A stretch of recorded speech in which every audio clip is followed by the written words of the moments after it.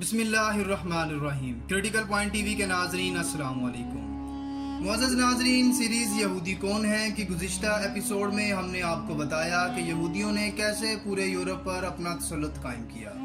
اب ان کا اگلا ہدف ارض مقدس یعنی فلسطین میں ایک الگ یہودی ریاست کا قیام تھا۔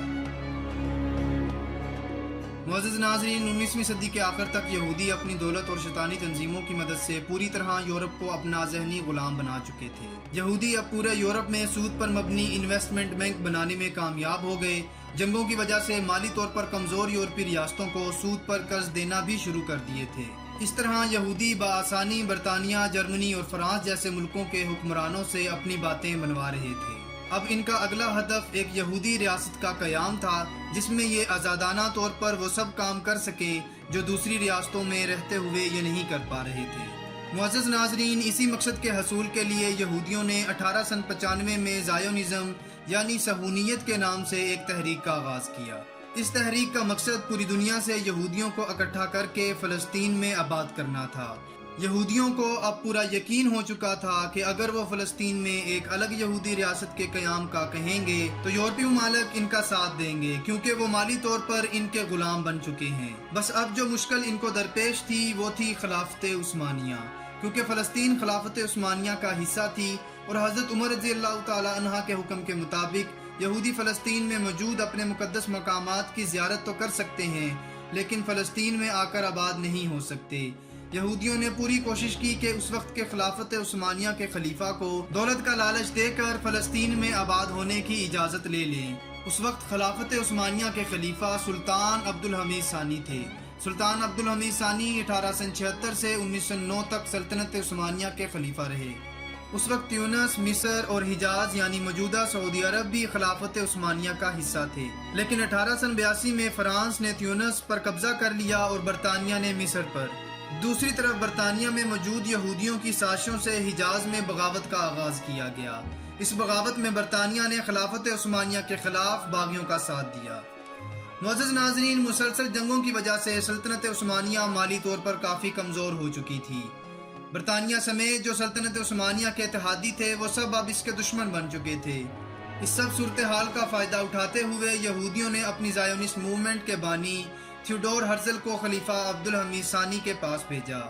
اس نے خلیفہ کو پیشکش کی کہ اگر یہ یہودیوں کو فلسطین میں آباد ہونے کی اجازت دے تو یہ لوگ سالانہ اپنے کاروبار کے ذریعے بڑی رقم ٹیکس کی مد میں ریاست کو دیں گے، لیکن خلیفہ وقت عبدالحمید ثانی نے یہ پیشکش ٹھکرا دی۔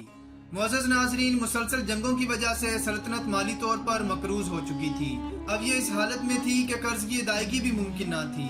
حالات کو بھانپتے ہوئے یہودیوں کا ایک وفد دوبارہ خلیفہ کے پاس آیا اور کہا کہ اگر سلطنت یہودیوں کو فلسطین میں آباد ہونے کی اجازت دے تو یہ لوگ سلطنت کا سارا قرض خود ادا کر دیں گے، لیکن خلیفہ عبدالحمید ثانی نے اس پیشکش کو بھی ٹھکرا دیا۔ اس موقع پر خلیفہ نے جو تاریخی الفاظ کہے وہ یہ تھے کہ میں اس سرزمین کا ایک فٹ ٹکڑا بھی نہیں بیچ سکتا، کیونکہ یہ میری نہیں بلکہ عوام کی ملکیت ہے۔ میری رعایا نے یہ سلطنت اپنے خون سے حاصل کی اور خون ہی سے اس کی آبیاری کی۔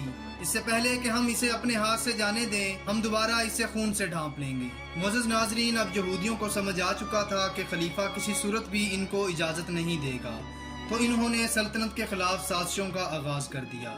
زائونسٹ یہودیوں نے شیطانی تنظیم فری میسن کے ذریعے سلطنت عثمانیہ کے نوجوانوں کو سلطنت کے خلاف ابھارنا شروع کر دیا۔ ان نوجوانوں میں کالجز اور یونیورسٹیز کے طلبہ اور نوجوان فوجی افسران سر فہرست تھے۔ معزز ناظرین، شیطانی تنظیم فری میسن کے کارندے ان نوجوانوں سے میل جول بڑھانے میں کامیاب ہو گئے اور پھر ان نوجوانوں کی مائنڈ ڈیولپنگ کرنے لگے۔ ان نوجوانوں کو اس وقت کی ڈیولپڈ ریاستوں فرانس، جرمنی اور برطانیہ کی مثالیں دے کر لبرل اور سیکولر سوچ دی گئی۔ اب یہ لبرل اور سیکولر سوچ کے نوجوان چاہتے تھے کہ سلطنت عثمانیہ سے اسلامی شرعی نظام حکومت کو ختم کر کے یورپی ممالک کی طرز پر ڈیموکریٹک نظام حکومت لایا جائے۔ طلعت پاشا اور اسماعیل انور پاشا ان نوجوانوں کے اہم لیڈر تھے۔ اب سلطنت کی فوج کا کچھ حصہ بھی بغاوت کر کے ان لبرل اور سیکولر باغیوں کے ساتھ مل چکا تھا۔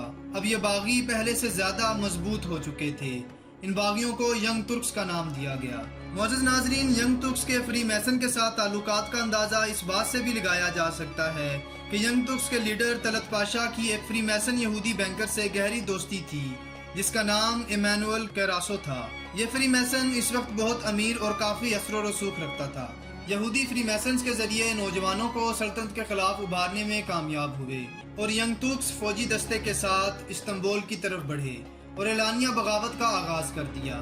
اس بات کا علم خلیفہ کو ہوا تو اس نے ان کا مقابلہ کرنے کی بجائے ان سے مذاکرات کرنے کو ترجیح دی اور ان کے مطالبات مان لیے، جن میں ڈیموکریٹک سسٹم رائج کرنا اور الیکشن کروانا شامل تھے۔ اس طرح 1959 میں الیکشن ہوئے اور ینگ ترکس جیت گئے۔ اب خلافت عثمانیہ کا نظام حکومت ینگ ترکس کے پاس تھا۔ حکومت میں آتے ہی انہوں نے اسلامی شرعی نظام حکومت کو برطرف کر دیا اور یورپی تہذیب کی پیروی کرتے ہوئے ایک نیا لبرل اور سیکولر نظام حکومت رائج کر دیا۔ اس نئی لبرل اور سیکولر سوچ پر مبنی حکومت میں فری میسن اور یہودی ایجنٹس بھی شامل تھے۔ اس بات کی تصدیق خود ایک برطانوی سفیر جیرارڈ لوتھر کچھ یوں کرتا ہے کہ یہودیوں نے فری میسنز کے ذریعے ایک گروپ کو استعمال کرتے ہوئے سلطنت عثمانیہ پر قبضہ کر لیا ہے۔ معزز ناظرین، ینگ ترکس کے آنے سے بھی سلطنت عثمانیہ کے حالات بہتر نہ ہوئے اور آہستہ آہستہ وہ سب علاقے بھی سلطنت عثمانیہ کے ہاتھ سے نکل گئے جو ابھی تک سلطنت کا حصہ تھے۔ اس طرح سلطنت عثمانیہ اور زیادہ کمزور ہو گئی اور پھر وہ ہوا جس کا ڈر تھا۔ 1917 میں برطانیہ نے یروشلم پر حملہ کر دیا اور اسے سلطنت عثمانیہ سے چھین لیا اور اس طرح فلسطین پر برطانیہ کا قبضہ ہو گیا۔ معزز ناظرین، اس وقت کے امیر ترین زائونسٹ یہودی روتشائلڈ نے بھاری رقم کے عوض برطانوی وزیر خارجہ آرتھر بالفور سے ایک اجازت نامہ لکھوایا جس میں لکھا تھا کہ برطانوی حکومت فلسطین میں ایک یہودی ریاست قائم کرنے کی حمایت کرتی ہے۔ اس اجازت نامہ کو اعلان بالفور کہا جاتا ہے۔ معزز ناظرین، اس کے بعد یہودی مختلف ٹولیوں میں آ کر فلسطین میں آباد ہونے لگے۔